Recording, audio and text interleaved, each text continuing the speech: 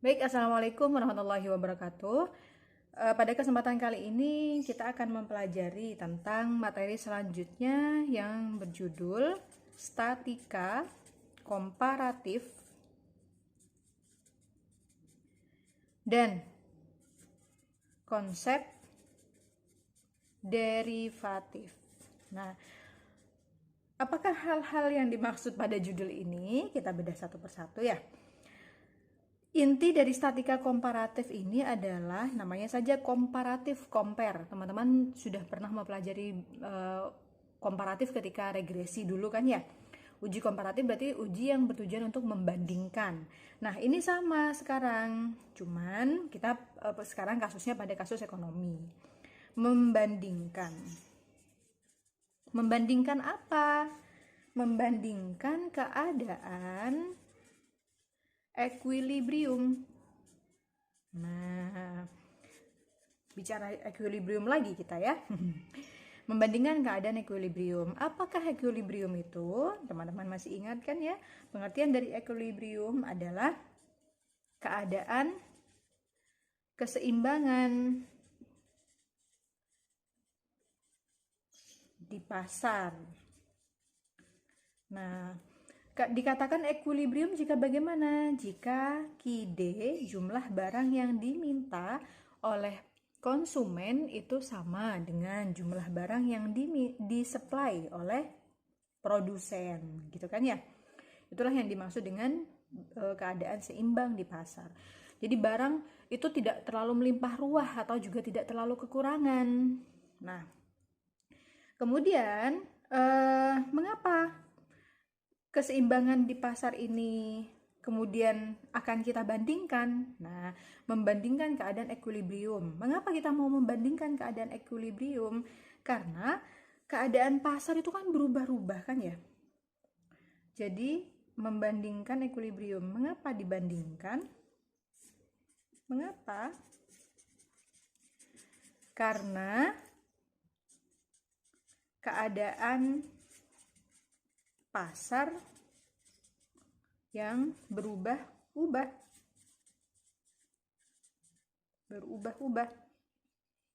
tidak statis gitu kan ya.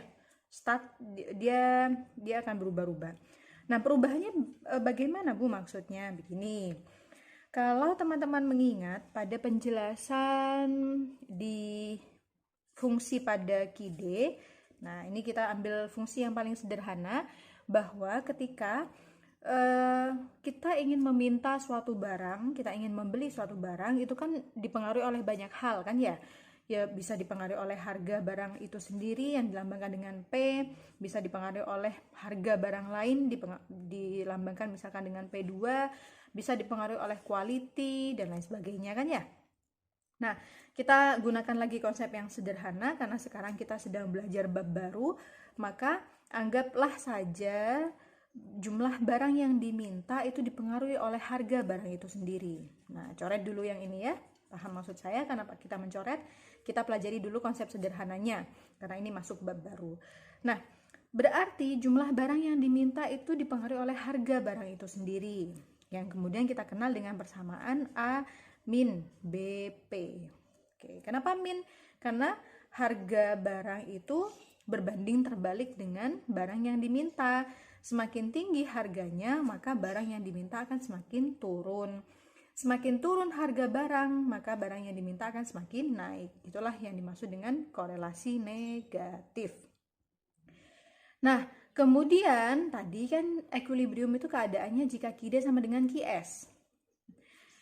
Sekarang yang perlu kita lihat adalah bahwa P, nah P ini, harga ini kan selalu berubah-ubah kan ya.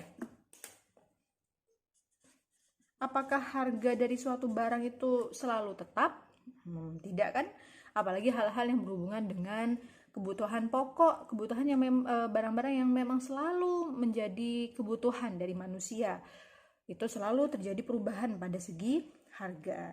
Nah, ketika harga berubah, anggaplah misalkan ini adalah harga daging sapi. Nah, jika harga daging sapi berubah per kilonya, bagaimanakah dengan permintaan daging sapi? Nah, kemungkinan besar akan terjadi penurunan. Kalau harga sapi meningkat, maka mungkin orang-orang akan lari ke ayam, akan lari ke ikan, dan lain sebagainya. Sehingga ketika harga itu berubah, misalkan naik, harga itu berubah, P-nya naik, maka Q-nya akan berubah juga menjadi turun, kan ya? Nah, ketika harga P berubah, maka Q-nya juga berubah. Sehingga ketika QD berubah, maka QS pun juga akan berubah. Karena kenapa? Kalau QD-nya berubah, QS-nya tidak berubah, maka tidak akan terjadi equilibrium. Paham ya? Jumlah barang yang diminta, misalkan awalnya adalah 10 ton sapi. Kemudian harganya sapinya berubah, terjadi peningkatan, sehingga jumlah sapi yang diminta oleh masyarakat gak terlalu banyak. Aduh, harga sapi lagi mahal, saya mau makan ayam saja. Sehingga tadi yang awalnya permintaan sekitar 10 ton menurun menjadi 7 ton. Sehingga KID-nya sekarang yang baru menjadi 7 ton. Nah, otomatis KID di sini juga 7 ton kan ya. Ketika jumlah barang si sapi ini yang diminta oleh konsumen itu 7 ton, apakah si produsen, apakah si produsen tetap akan mengirimkan barang sapi sebesar 10 ton? Kan tidak. Karena kalau permintaan 7 ton tetap dikirim 10 ton, akan terjadi kelebihan barang, bisa bosok, akhirnya rugi, dan lain sebagainya. Nah, sehingga mau tidak mau si supply ini, jumlah barang yang disupply oleh produsen mau tidak mau harus mengikuti kepada jumlah barang yang diminta oleh konsumen, sehingga terjadi perubahan QD dan QS. Akibat apa? Akibat perubahan harga barang tadi. Paham ya? Nah, jadi pertanyaan tadi saya ulangi lagi, komparatif itu adalah membandingkan keadaan equilibrium. Mengapa dibandingkan? Karena keadaan di pasar yang berubah-ubah.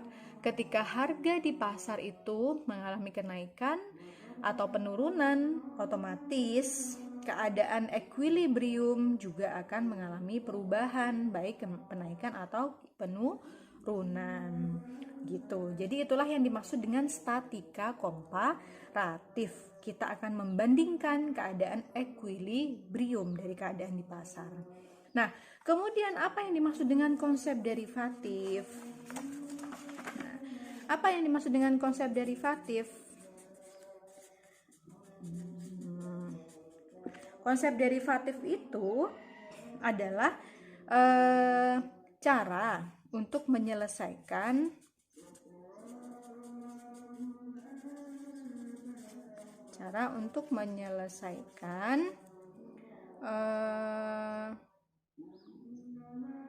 statika komparatif.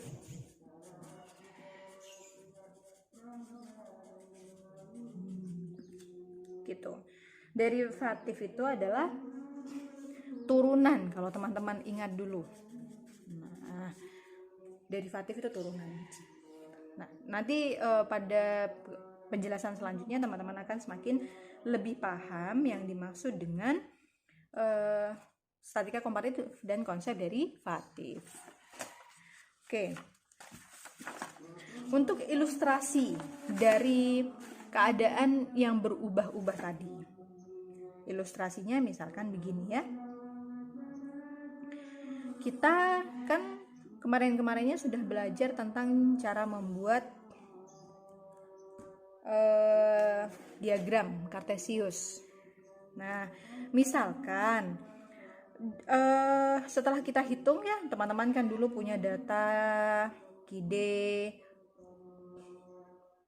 punya datanya awalnya gini deh, bagi teman-teman yang masih mencoba mengingat kembali, punya data, saya tuliskan di sini ya, punya data P1, punya data QD 1, punya data P2, punya data QD 2, punya data P1, punya data QS 1, kemudian punya data P2, punya data QS 2. semua ini kemudian teman-teman hitung menggunakan rumus P min P1, P2 min P1 sama dengan Q min Q1, Q2 min Q1. Baik untuk demand maupun untuk supply rumusnya sama. Sehingga nanti setelah data yang satu persatu ini, data yang berupa data harian, ini kita masukkan ke dalam bentuk persamaan yang seperti ini rumusnya. Nah, akan menghasilkan bentuk persamaan umum QD sama dengan A min BP, QS sama dengan A plus BP. Nah, begitu ya. Jadi saya tekankan lagi pada bab ini, teman-teman jangan bingung kalau tiba-tiba sudah ada persamaan. Persamaan yang sudah kita peroleh nanti itu didapatkan dari asal muasalnya. Ini dari data harian yang dimasukkan ke dalam rumus sehingga menghasilkan persamaan gitu. Nah, oke. Kemudian misalkan nih, nah nanti kan QD sama QS ini kalau untuk equilibrium kita tuliskan begini ya, QD sama dengan QS, sehingga kita nanti akan menghitung berapakah nilai Q-nya dan berapakah nilai P dalam keadaan equilibrium. Masih ingat nggak teman-teman? Dibuka lagi penjelasan tentang equilibrium. Ada equilibrium itu kan syaratnya QD sama dengan QS. Setelah dihitung QD sama QS yang tadi kita peroleh pada nilai yang di sebelah ini, kita hitung masukkan ke sini sehingga akan ketemulah nilai Q pada keadaan equilibrium dan P dalam keadaan equilibrium. Nah, Q dalam keadaan equilibrium dan P dalam keadaan equilibrium inilah yang kemudian kita masukkan gambarnya ke sini, kan gitu ya. Misalkan di sini adalah di sini misalkan P, di sini misalkan Q. Kemudian kita tarik garis lurus. Di sini adalah Q dalam keadaan equilibrium dan di sini adalah P dalam keadaan equilibrium. Seret, seret, ketemu di titik. Seret, seret, seret. Nah, inilah yang dimaksud dengan equilibrium yang pertama. Equilibrium, saya tuliskan E ya. Nah, kemudian kata saya tadi pada penjelasan pertama, ini sudah keadaan equilibrium nih Bu. Ini di mana QD dan QS-nya akan menghasilkan nilai yang sama, sehingga inilah titik equilibriumnya. Nah, kata saya tadi bahwa keadaan di pasar itu berubah-ubah. Yang berubah adalah variabel bebasnya. Variabel bebas. Ini variabel bebas kan ya? Ini variabel terikat. Jangan lupa yo. Variabel bebas itu kan berubah-ubah. Contohnya pada kasus harga. Harga berubah-ubah sehingga akan terjadi perubahan pada QD juga, begitu kan? Nah, sehingga disinilah yang terjadi perubahan kata saya tadi. P yang tadinya titiknya di sini bisa saja terjadi perubahan sehingga pindah ke sini. Di sini P baru. Karena P baru biar nggak campur, saya tuliskan ini P1, ini P2. Kelihatan tulisannya? Nah, biar nggak campur ya, ini maksudnya P yang keadaan pertama, ini P keadaan yang kedua. Nah, ketika saya tadi mengatakan P-nya berubah, baik itu naik maupun turun, akan menyebabkan QD juga akan berubah, kan begitu ya. Kalau kita, Bu, ini kan bicara QD, kalau bicara QS bagaimana? Sama. Ketika QS itu P-nya berubah, maka otomatis QS juga akan berubah, begitu kan? Nah, sehingga ketika P-nya di sini berubah, Q di sini juga akan berubah. Baik naik atau turun tergantung dari kasus persamaannya. Nah, misalkan saja biar gampang penampakannya biar cantik ya, saya tuliskan di sini perubahannya. Misalkan perubahan bisa saja P-nya ke kanan, Q-nya turun, bisa loh ya. Ini hanya untuk cantiknya saja kelihatan. Kasusnya ketika P naik, Q-nya juga naik. Nah, kalau kasus P naik, Q naik ini sebenarnya adalah kasus QS, jumlah barang yang disuplai oleh produsen. Oke. Nah, Karena saya ulangi lagi, P itu adalah variabel bebas dan variabel bebas itu berubah-ubah. Harga di pasar berubah-ubah. Harga di pasar berubah dari P1 menjadi P2. Nah, karena perubahan pada harga tadi saya katakan menyebabkan perubahan pada barang yang diminta atau disupply. Sehingga yang awalnya jumlah barang itu ada di titik Q ini berubah menjadi Q yang di atasnya lagi yang berwarna merah ini. Sehingga saya tuliskan ini Q1 dan ini Q2. Paham? Pelan-pelan. Kalau enggak paham diputar lagi video saya ini. Nah, sehingga otomatis ketika P2 baru terjadi, kemudian ada Q2 terjadi, maka terjadilah equilibrium yang kedua gitu. Nah, manakah equilibrium kedua? Ya pertemuan antara P dengan Q. Inilah titik equilibrium yang kedua. Kelihatan? Kemudian ini kita sebut sebagai equilibrium pertama. Paham mengapa terjadi perubahan pada E1 menjadi E2? Karena perubahan pada variabel bebas. Harga berubah menyebabkan kuantitas itu juga berubah. Kuantitas berubah, harga berubah menyebabkan keadaan equilibrium yang baru. Nah, kemudian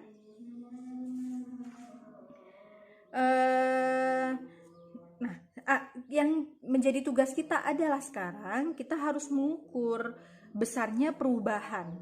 Begitu. Kita harus mengukur besarnya perubahan.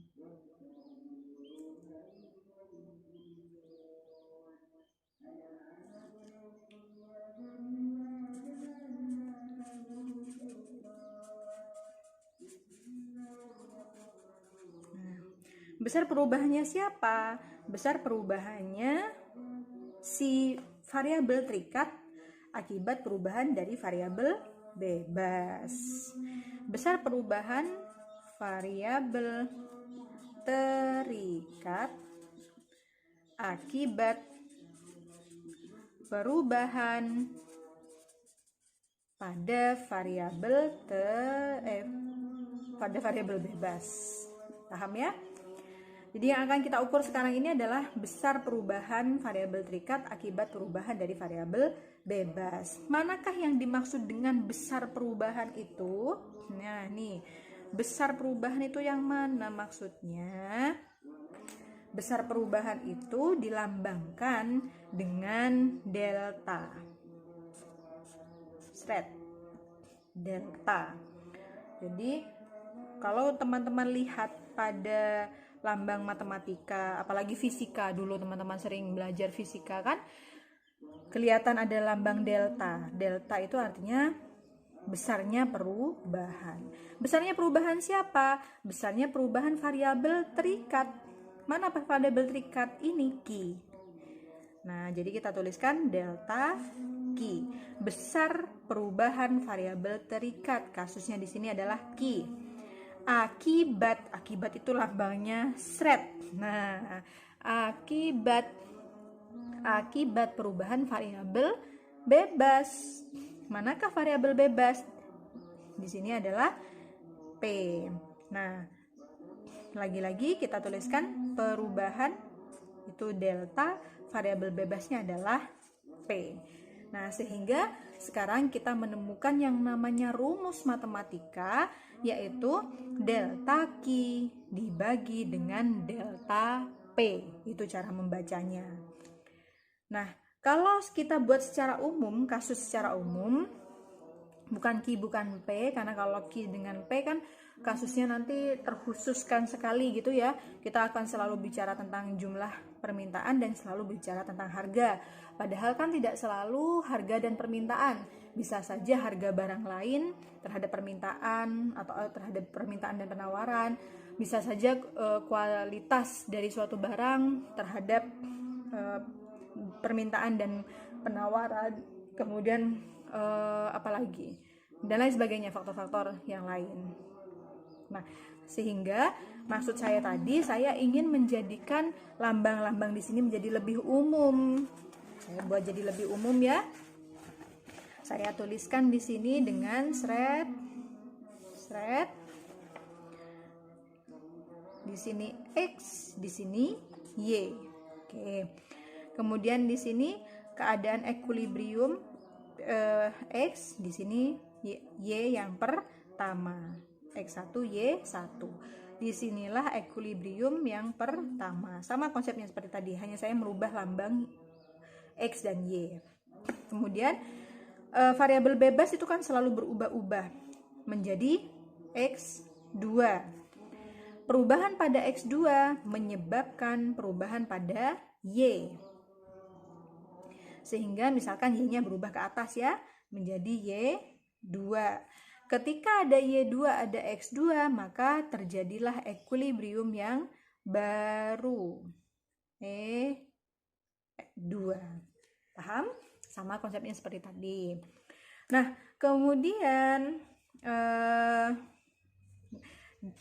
di sini kan besar perubahan. Manakah besar perubahan itu? Ini yang dimaksud dengan besar perubahan.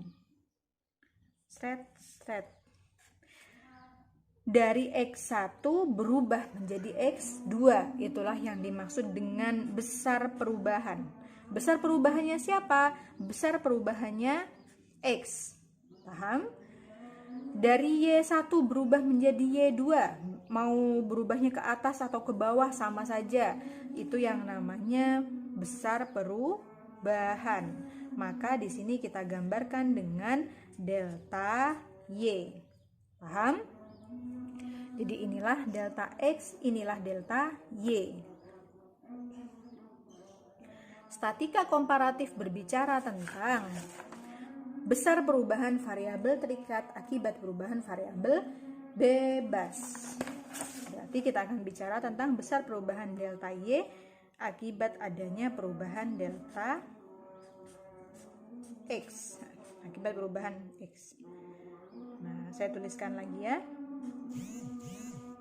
Sama dengan besar perubahan Y akibat perubahan, saya singkat, X. Nah, kemudian apa maksudnya ini, Bu? Maksudnya begini lagi. Kita akan meneruskan ini ceritanya, saya menceritakan lahirnya sebuah rumus. Nah, misalkan gini. Besar perubahan Y.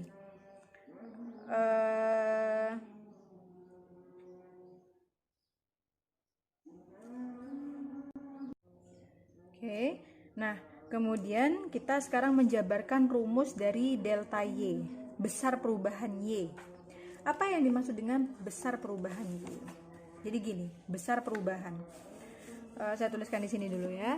Nah, nih, kita acuannya ke diagram. Kalau kita berbicara tentang besar perubahan,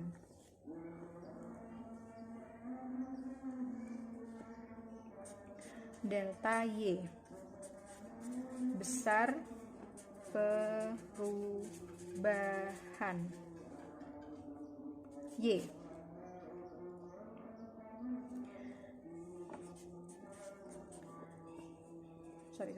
Besar perubahan Y akibat perubahan X. Nah, maksudnya apa? Begini, kita ini Y-nya ini terjadi perubahan. Kok bisa Y terjadi perubahan? Gara-gara ada perubahan pada X. Sehingga yang akan menjadi sehingga untuk mencari delta Y, ini kita akan menggunakan acuannya delta X. Paham? Saya ulangi. Karena delta Y itu delta Y per delta X tadi itu adalah besar perubahan Y, kan Y-nya berubah akibat X berubah, kan gitu kan ya. Sehingga untuk mengukur besar perubahan Y ini kita menggunakan acuan perubahan pada X. Nah, bagaimana cara mengukur perubahan pada X? Jadi teman-teman lihat ilustrasi saya ya. Ketika misalkan X1-nya di sini adalah 3. Terlihatkah? X1 nya 3. Kemudian dia terjadi perubahan delta X. Perubahannya sebesar misalkan 4 misalkan ya. Awalnya adalah nilainya X1 tetapi berubah sebesar 4. Maka berapakah X2? Berapa ayo? Kalau awalnya 3 kemudian terjadi perubahan sebesar 4 ke kanan, maka nilainya akan bertambah atau berkurang. Kalau ke kanan jelas akan bertambah. Bertambahnya berapa? Bertambahnya 4. Berarti 3 ditambah 4 sama dengan 7. Paham? Nah, kemudian inilah yang dimaksud dengan titik akhir. Berarti untuk mendapatkan, ini saya anggap sebagai titik akhir ya. Ini saya menjelaskannya dengan pelan-pelan sekali, karena kalau saya terlalu cepat nanti teman-teman pasti kebingungan. Ini titik akhir, ini titik awal. Oke, terlihatkah? Nah, untuk mengetahui besar perubahan, gampangnya kan gini, Bu. Gampang kok, Bu. Yang namanya besar perubahan, dari besar perubahan itu kan berarti titik akhir dikurangi dengan titik awal. Untuk mengetahui besar perubahan si delta X ini, untuk mengetahui besar perubahan delta X ini berapa, itu kan harus mengetahui titik akhir dan titik awal. Oh tadi sorry ya, penjelasan saya salah. Gini maksudnya. Misalkan harga itu kan diketahui awalnya misalkan 3 rupiah ya. Penjelasan saya ulangi, harga itu misalkan diketahui 3 rupiah awalnya, harga sapi. Kemudian ternyata terjadi kenaikan, harganya menjadi 7 rupiah gitu loh maksud saya. Nah, harga yang tadinya 3 rupiah menjadi 7 rupiah berarti terjadi perubahan berapa rupiah gitu. Dari 3 rupiah berubah menjadi 7 rupiah, maka terjadi perubahan sebesar 7 dikurangi 3 sama dengan 4. Maka delta X-nya adalah sebesar 4. Gitu kan ya? Artinya, ketika kita sedang bicara tentang besar perubahan, untuk mengetahui besar perubahannya ini berapa, ini kan berarti 7 dikurangi 3 gitu. Besar perubahannya adalah 7 kurangi 3. Berapa? 7 kurangi 3 sama dengan 4. Berarti rumus yang namanya rumus dari besar perubahan itu adalah titik akhir dikurangi titik awal. Seperti tadi, untuk mengetahui delta X yaitu 7 dikurangi 3. 7 itu adalah titik akhir, 3-nya adalah titik awal. Titik akhir 7 dikurangi titik awal 3. Nah, maksud saya? Nah, itulah yang dimaksud dengan besar perubahan itu dilambangkan dengan rumus titik akhir dikurangi titik awal. Nah, kemudian berarti bagaimana dong rumusnya ini keluar? Ini ya, saya beri tanda dulu. Nah, maka saya tuliskan lagi rumus dari delta Y akibat dari delta X, perubahan Y akibat perubahan pada X, bisa kita tuliskan titik akhir. Nah, titik akhir itu apa? X2. Kemudian titik awal X1. Begitu kan ya? Kita tuliskan aja dulu rumus secara gamblangnya. Nanti saya akan menunjukkan kesalahan dari penulisan rumus yang seperti ini. Titik akhir X2, titik awal X1. Nah, delta Y berarti besar perubahan Y akibat perubahan X adalah titik akhir dari X dan dikurangi titik awal dari X dibagi dengan delta X. Kenapa kok tetap ada delta X? Karena ini ada delta X di sini. Jadi tetap harus ditulis delta X-nya ya. Kemudian, nah, kalau kita menuliskan rumus delta X dibagi delta Y dibagi delta X, rumusnya dengan X2 min X1 dibagi dengan delta X, ini rumus yang membingungkan. Kenapa saya katakan rumus yang membingungkan? Karena variabelnya banyak sekali. Di sini ada delta Y, ada delta X. Di sini ada X2, di sini ada X1, di sini ada delta X. Ini variabelnya banyak sekali dan nanti sulit untuk menghitungnya karena nggak bisa dicoret-coret. Kalau nilainya sama itu kan enak kan, nanti bisa dicoret-coret gitu kan ya. Nah, jadi rumus yang seperti ini saya katakan rumus yang kurang tepat. Bukan salah, karena memang titik akhir dikurangi titik awal itu kan benar, X2 min X1. Cuman kurang tepat karena terjadi pemborosan variabel. Maka rumus tepatnya yang bagaimana?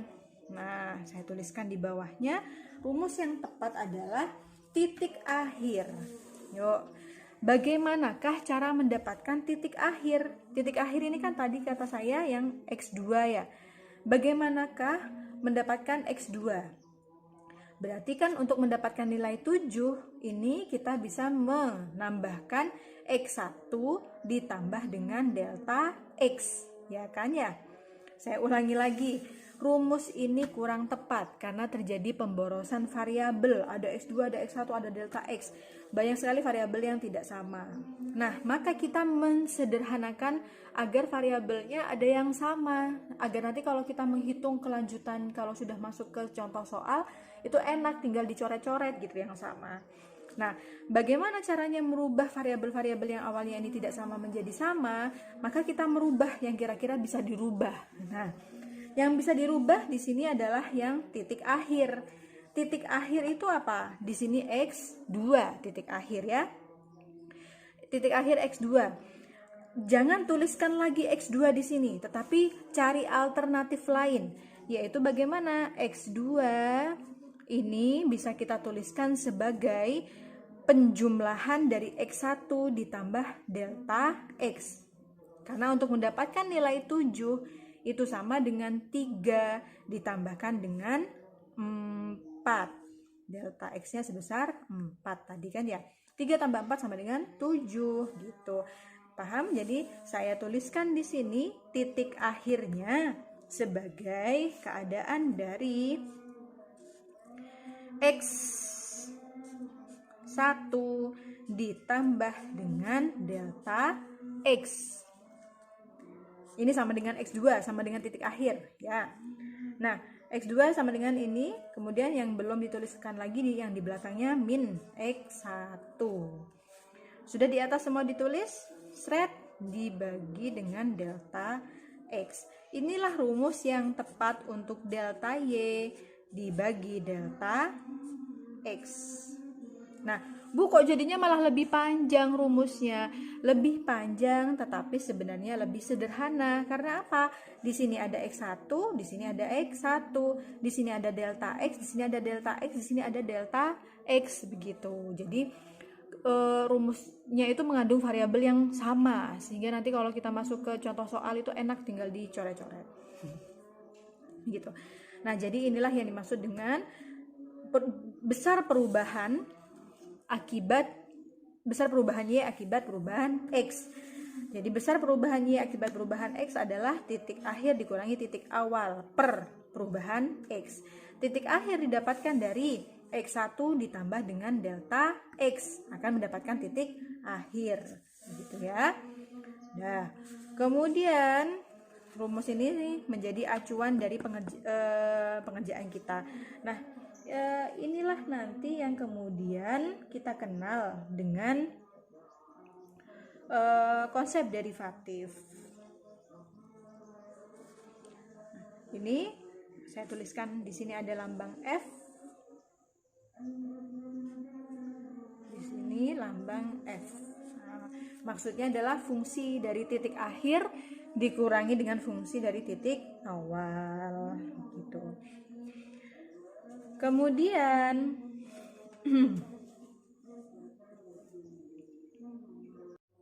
baik, Nah, jadi inilah yang dimaksud dengan konsep. Tadi saya menggunakan bahasa derivatif ya, sorry, saya edit lagi. Ini yang dimaksud dengan konsep bagi hasil. Nah, bagi hasil ini maksudnya begini, bukan bagi hasil pada ekonomi syariah ya, tapi konsep bagi hasil pada matematika. Nah, jadi pendekatan pertama untuk menyelesaikan statika komparatif adalah menggunakan konsep bagi hasil yang akhirnya keluar rumus ini. Oke, sekarang kita masuk ke contoh soal. Contoh soal, misalkan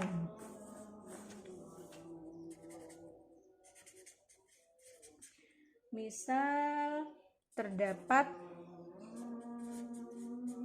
fungsi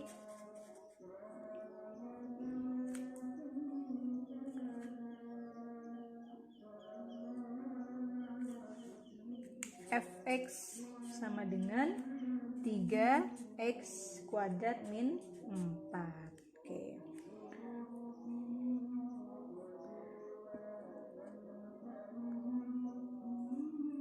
Misalkan fx sama dengan 3x kuadrat min 4. Ini bisa juga ditulis dengan y sama dengan 3x kuadrat min 4 ya. Bu, kok bisa ditulis begini? Fx sama dengan y itu sama saja. Kemudian, nah, kita diminta untuk mencari perbedaannya.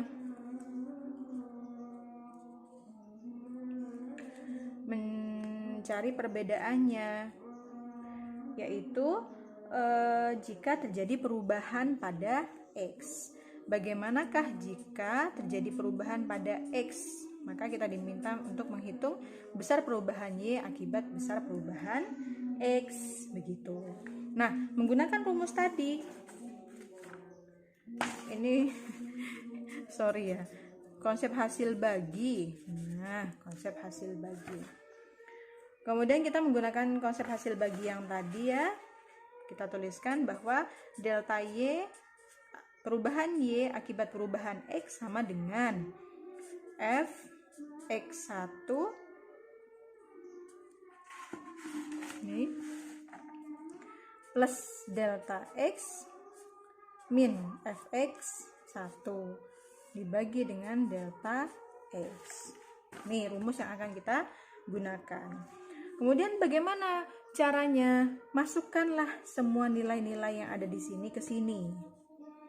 Nah, jadi yang perlu kita perhatikan adalah kalau di soal ada x, maka semua x yang ada di soal harus kita rubah.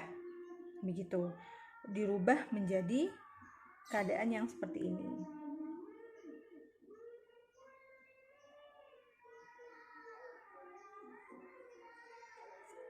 Oke, kita tuliskan berarti fx1 plus delta x. Kita buat yang di atas ini kan ya.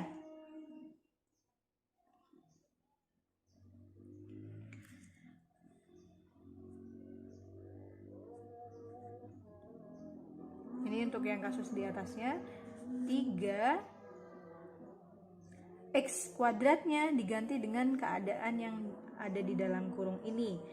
Maka akan berubah menjadi x-nya diganti dengan di dalam kurung x1 plus delta x, tapi ada kuadratnya. Kenapa kok ada kuadratnya? Karena di soal ada kuadratnya. Jadi intinya x yang ada di soal itu diganti dengan keadaan x yang ada di sini, begitu ya. Kemudian min 4 tetap tulis. Oke, ini untuk kasus baru, yang kasus yang ini ya.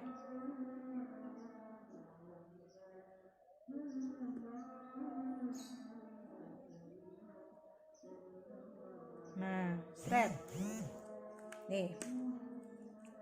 Belum yang belakangnya ini.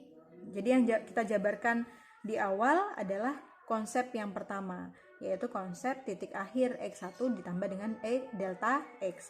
Nah, sehingga kita harus menuliskan konsep yang belakangnya lagi. Ada minus, kita tulis minus. Paham? Fx1. Maka semua X yang ada di soal diganti dengan X1. Begitu maksudnya. Nah, kita bisa menuliskan menjadi 3, X-nya diganti dengan X1. 3X1 kuadrat, karena ada kuadratnya, min 4. Paham? Saya ulangi. Nggak usah diulangi lah, videonya di repeat saja ya, biar cepat. Nah, ini karena fungsi yang lain, maka letakkan di dalam kurung. Ini saya juga letakkan di dalam kurung. Ini semua dibagi dengan delta X. Oke. Selanjutnya,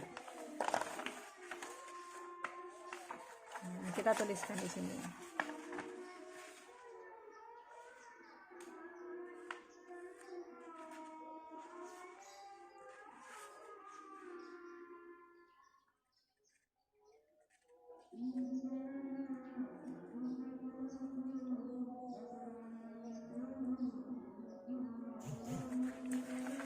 Berarti kita harus mengkuadratkan yang ada kuadratnya kan ya. Saya tuliskan di sini delta Y per delta X. Ini kurung yang pertama tadi ada 3. Nah, kemudian yang di dalam kurung ini kan dikuadratkan. Ya, kita kerjakan dikuadratkan menjadi X1 kuadrat ini. Kemudian ini kalau saya tuliskan satu per satu teman-teman bingung nggak? Kalau saya lanjut langsung ini aja lah, saya tuliskan di tempat yang lain ya.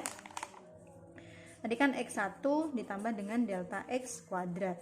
Nah, cara menghitungnya berarti kan X1 ditambah dengan delta X dikalikan dengan X1 ditambah dengan delta X. Kan begitu ya cara mengerjakannya. Nah, kemudian kan ini dikali, menghasilkan X1 kuadrat. Kemudian X1 dikali ke belakang menghasilkan plus X1 delta X. Kemudian belakang ke sini menghasilkan plus ya, delta X X1. Kemudian yang selanjutnya seret ke sini menghasilkan plus delta X kuadrat. Kan begitu cara mengkuadratkan. Dibuka lagi materi waktu SMA. Nah, kemudian kita tinggal cari mana yang sama yang bisa dijumlahkan. X1 kuadrat ada enggak X1 kuadrat? Enggak ada. Berarti tuliskan kembali X1 kuadrat. Ditambah X1 delta X. Di sini ada delta X X1. Ini sama enggak X1 delta X dengan delta X X1? Sama atau tidak? Sama, karena perkalian A atau 4 dikali 2 itu sama dengan 2 kali 4. Sama kan ya? Hasilnya sama-sama menghasilkan 8. Sehingga X1 dikali delta X itu akan sama nilainya dengan delta X dikalikan dengan X1. Sehingga ini hal yang sama. Saya tuliskan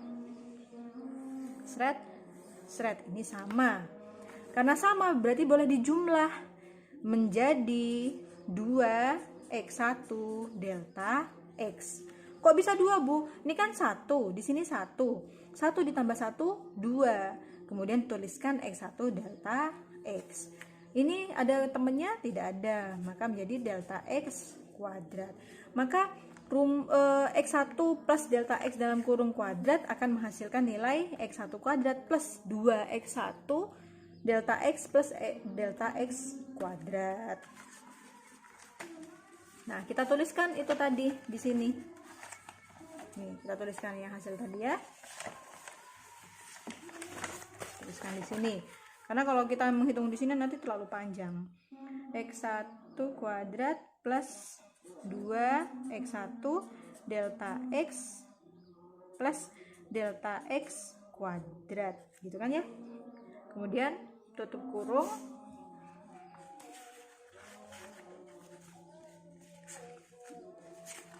Ini soalnya kan ya. Semuanya ini ditulis tutup kurung min 4 kurung yang pertama, seret. Nah, kemudian yang belakang kita tuliskan kembali. 3x1 kuadrat min 4, tutup kurung lagi. Semuanya kita bagi dengan delta x. Paham? Kemudian kita pokoknya butuhnya telaten nih. Kita lepaskan satu persatu. Maksudnya ini kan masih di dalam kurung, dalam kurung, dalam kurung. Kita baurkan mereka jadi satu. Tetapi hati-hati, tidak langsung ya udah Bu, tinggal dilepas kurungnya, begitu ya.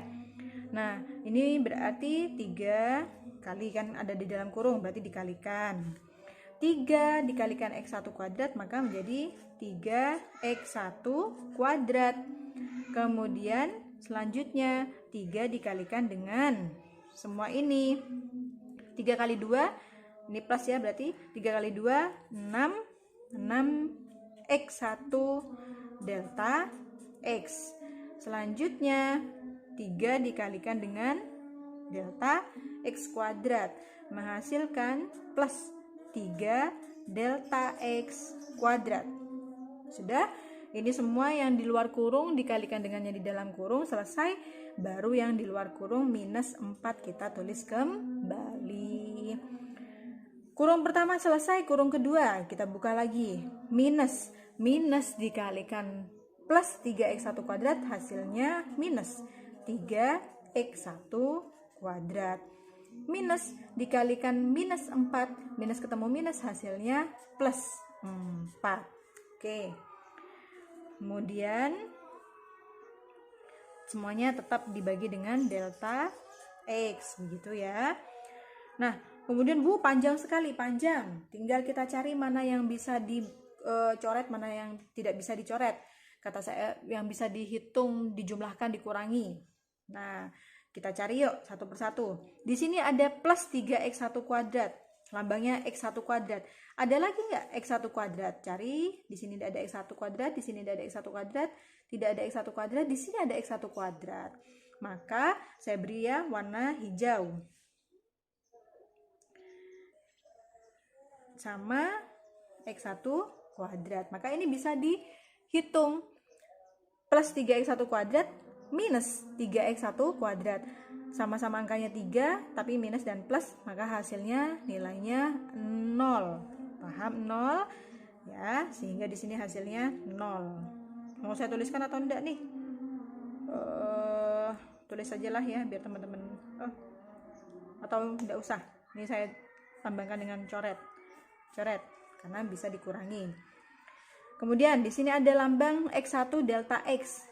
Kita cari lagi, apakah ada lagi temannya x1 delta x? X1 delta x, di sini x1 delta x tidak ada, di sini x1 delta x tidak ada, di sini x1 delta x tidak ada. Maka tidak ada temannya, kita tulis ulang. 6x1 delta x. Paham? Kemudian pokoknya cari yang sama lambangnya. Yang sama itu kan berarti bisa dijumlah atau dikurangi. Kemudian di sini ada lambang delta x kuadrat. Ada lagi nggak nih delta x kuadrat? Di sini tidak ada, di sini tidak ada. Maka harus ditulis ulang lagi. 3 delta x kuadrat. Paham? Kemudian terakhir di sini ada min 4. Yang nggak ada embel-embel variabel, tidak ada huruf apapun. Ada nggak temennya yang tidak ada huruf apapun? Serat. Di sini ada tidak ada huruf apapun. Di sini min 4, di sini plus 4. Berarti bisa dicoret. Nah, hasilnya 0. Berarti sudah ya, yang tersisa dari semua yang ada di atas ini, yang tersisa adalah 6x1 delta x ditambah dengan 3 delta x kuadrat dibagi dengan delta x. Itu maksud saya tadi mengapa menggunakan rumus yang x2 menggunakan rumus yang x2 di sini untuk titik akhir kurang tepat karena terlalu banyak variabel x2, ada variabel x1, ada variabel delta x. Kan nanti kita nggak bisa dicoret-coret karena nggak akan ada yang sama. Nah, maka kita menjadikan sederhana menjadi x1 dan delta x. Di sini ada x1, di sini ada delta x juga. Akhirnya apa? Ketika kita menjadikan rumusnya seperti ini, bisa dicoret-coret kayak tadi gitu ya. Kemudian ini hasilnya. Nah, setelah itu apa yang perlu kita lakukan? Mencoret yang di bawah ini delta X, cari di atas ada delta X juga apa enggak. Kalau ada kan berarti tinggal dicoret-coret, dibagi kan ya. Di sini ada delta X, di sini ada delta X. Maka di sini delta X-nya bisa hilang karena dicoret oleh ini. Terus ini kan pembagiannya semuanya kan, maka ya sebelah kanan ini juga harus dibagi dengan delta X. Di sini ada delta X, ini di sini ada delta X kuadrat. Maka bisa juga dicoret. Saya lambangkan dengan warna orange. Nah, tetapi karena di sini delta X-nya cuma 1, maka di sini dicoretnya tinggal 1. Paham? Jadi tetap ada delta X tapi pangkatnya 1. Karena kita hanya mencoret delta X kuadrat hanya dicoret dengan 1 delta X.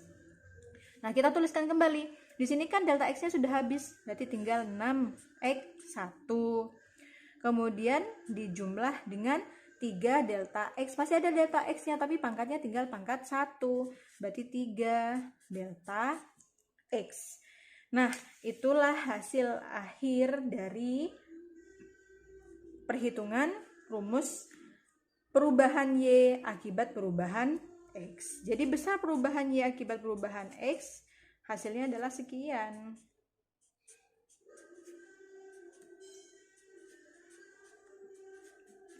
Nah, jadi kita bisa mengukur kalau harga sapinya berubah sebesar Rp5, maka berapakah berapakah terjadinya perubahan pada Y.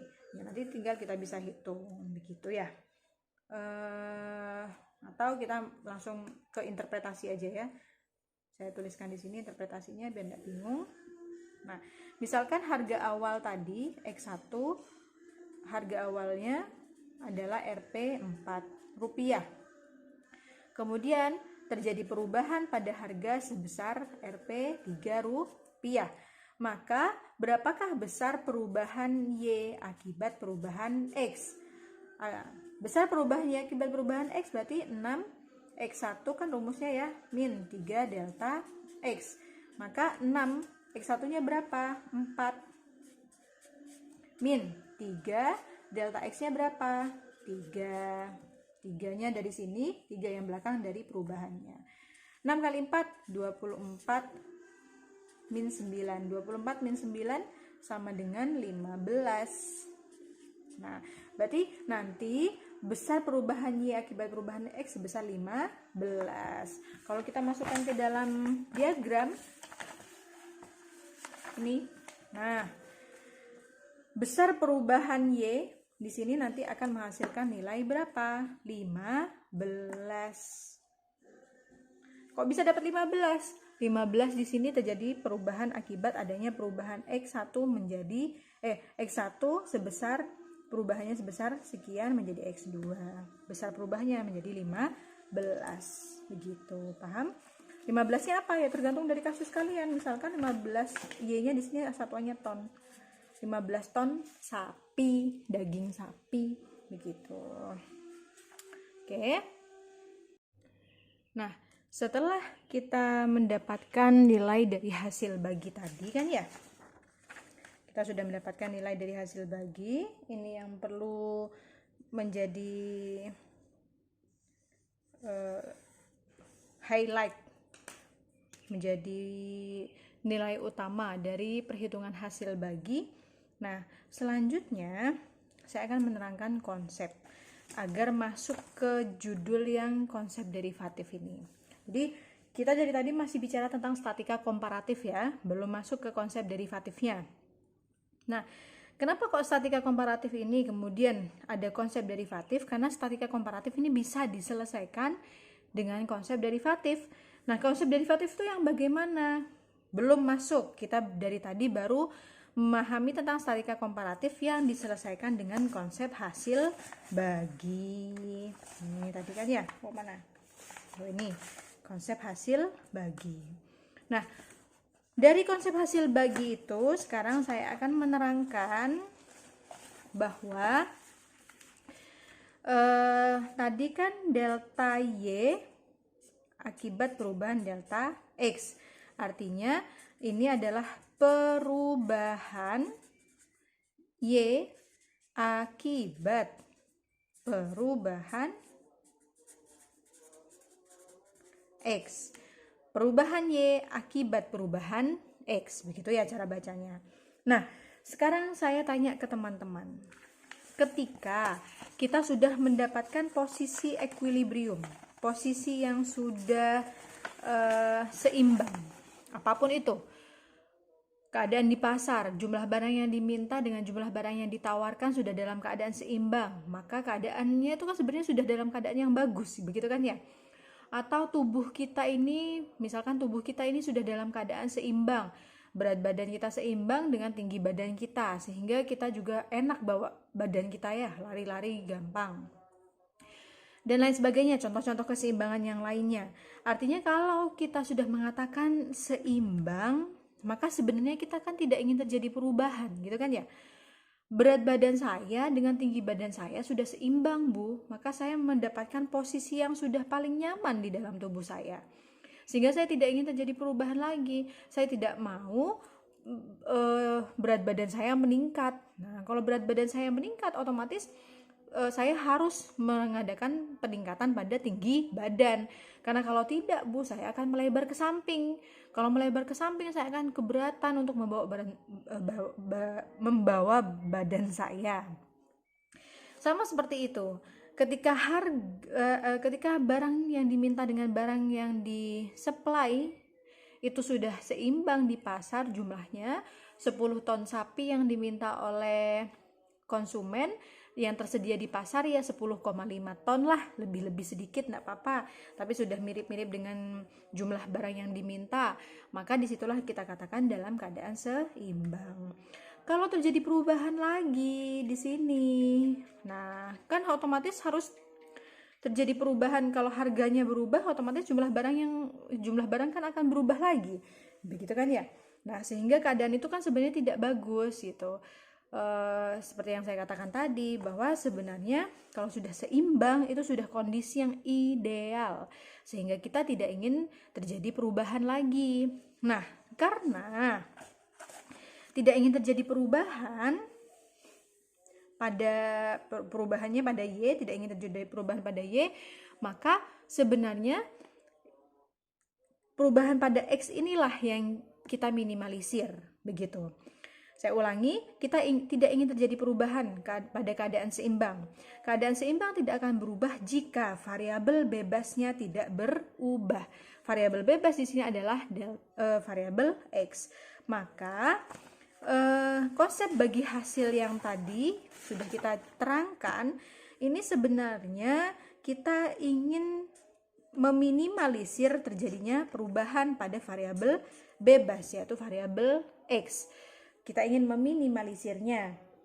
Nah, meminimalisir itu dengan lambang apa? Dengan lambang limit. Nah, limit delta X mendekati 0. Artinya, perubahan Y akibat dari perubahan X itu kalau bisa tidak terjadi perubahan pada variabel bebas. Tidak terjadi perubahan pada variabel bebas itu maksudnya perubahannya itu mendekati 0. Artinya mendekati 0 itu kan berarti hampir tidak terjadi perubahan. Kalau 1, 2, 3, 4 itu kan berarti terjadi perubahan gitu kan ya. Kalau delta X-nya, perubahannya X-nya itu 0, maka tidak terjadi perubahan. Inilah yang dimaksud dengan bahasa saya tadi, bahwa kalau keadaannya sudah seimbang itu sebenarnya sudah tidak ingin terjadi perubahan lagi. Maka tidak ingin terjadinya perubahan itu didekati dengan konsep delta X, limit delta X mendekati 0. Begitu. Nah, maka hasil yang tadi sudah kita hitung bisa kita tuliskan juga dengan limit delta X mendekati 0 untuk keadaan 6x1 plus 3 delta X. 6x1 plus 3 delta X. Ini kan keadaan yang sudah berubah ya. keadaan Y yang sudah berubah akibat adanya perubahan X. Inilah yang terjadi. Tetapi kan kita tidak ingin sebenarnya terjadi perubahan, sehingga ketika tidak terjadi perubahan, delta X-nya kita dekati dengan 0. Jadi ini keadaan yang sudah berubah tadi kita dekati dengan perubahan X-nya mendekati 0. Begitu. Ditulislah di sini begini. Nah, kemudian apa Bu selanjutnya? Kita hitung limit delta X mendekati 0, 6x1 plus 3 delta X. Manakah yang lambangnya delta X? Ini lambangnya delta X. Delta X-nya kita dekatkan ke 0. Maksudnya bisa, bahasa sederhananya bisa kita ganti dengan 0 gitu loh. Berarti kita tulis ulang, 6x1 tetap kita tulis ya, karena yang kita dekati adalah delta X-nya.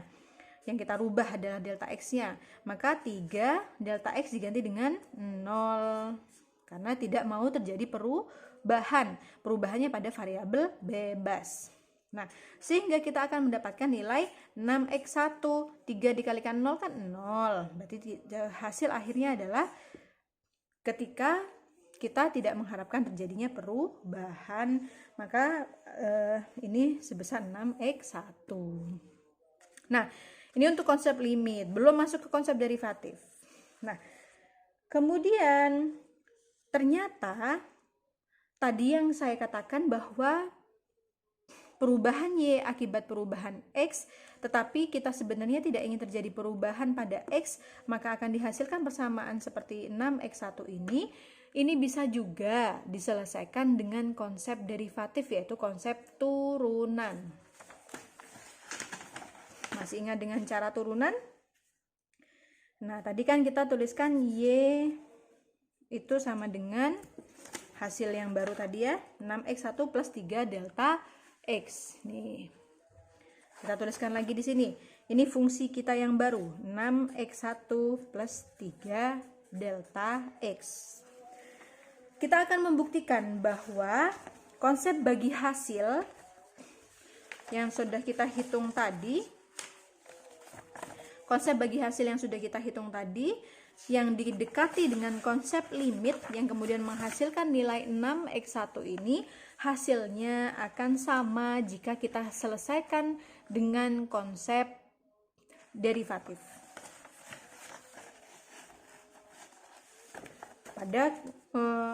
Pada ini yang awal ya, pada fungsi yang awal. Nah, fungsi awalnya tadi kan ini. Nah, ini fungsi awalnya ya. Diketahui Y sama dengan 3x kuadrat min 4. Aduh, sudahnya mau habis. Y sama dengan 3x kuadrat min 4. Nah, konsep turunan itu kan begini, teman-teman, silakan diingat lagi turunan waktu SMA, dy per dx. Y diturunkan terhadap X. Kenapa kok Y diturunkan terhadap X? Karena variabel bebasnya X. Kalau kita punya variabel bebasnya P, maka dy per dp. Kalau kita punya variabel bebasnya Z, maka dy per dx. Jadi tergantung dari variabel yang ada. Nah, cara menurunkan itu kan zaman dulu ya, teman-teman. Ini yang mau kita turunkan kan si X-nya. Jadi semua yang ada di sini kita turunkan terhadap X. Ini kan satu kesatuan.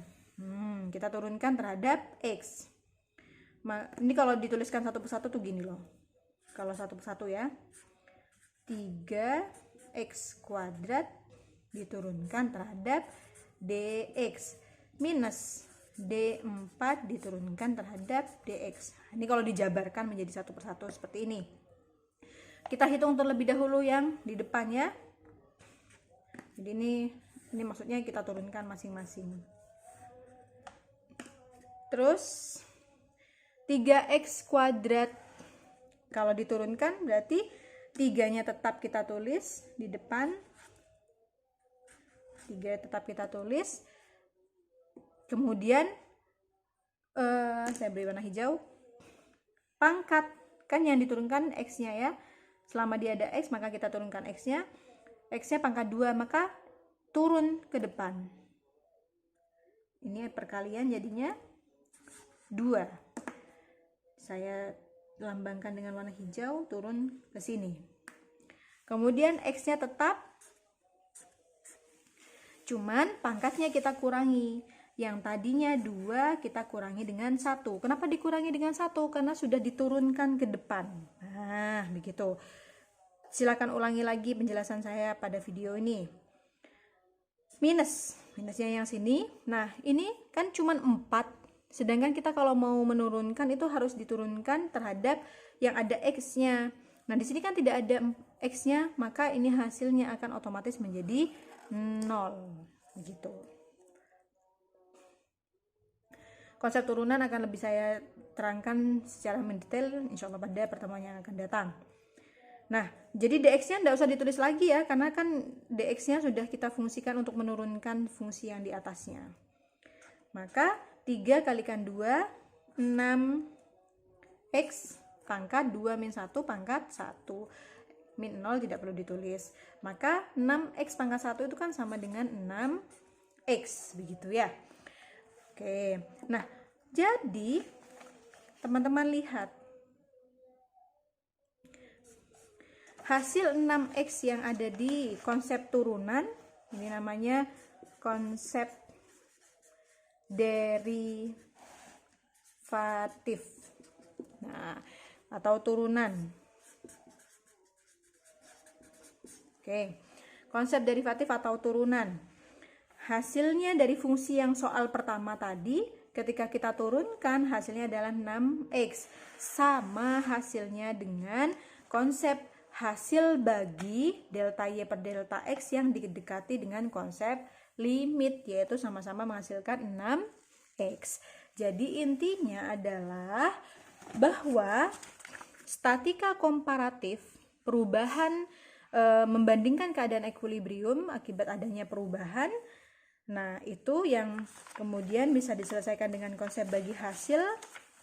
Konsep bagi hasilnya, hasil baginya yang didekati dengan limit, maka hasilnya itu akan sama dengan konsep derivatif, yaitu turunan.